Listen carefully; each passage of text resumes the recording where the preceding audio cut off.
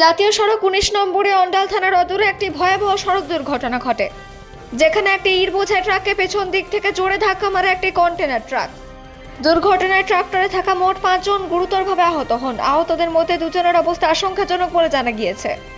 স্থানীয়দের তৎপরতায় দ্রুত আহতদের উদ্ধার করে দুর্গাপুর মহকুমা হাসপাতালে ভর্তি করা হয়, যেখানে তাদের চিকিৎসা চলছে। এই ঘটনাকে কেন্দ্র করে এলাকায় চাঞ্চল্যের সৃষ্টি হয়েছে।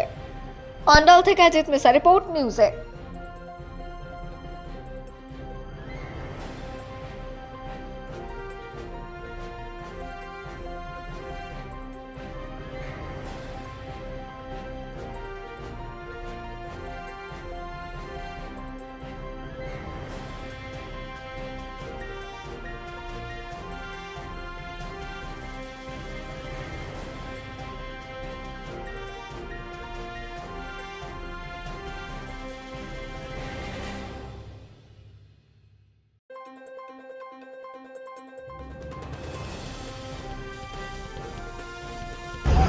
কোথা থেকে আসছিলি তোরা? এই ঠিক আছে।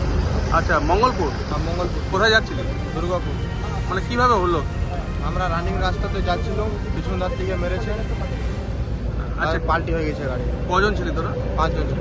তার মধ্যে মানে কজন হসপিটালে ভর্তি আছে? 2 জন হসপিটালে ভর্তি আছে। আচ্ছা, তোর নাম? আমার নাম রোহন কুমার।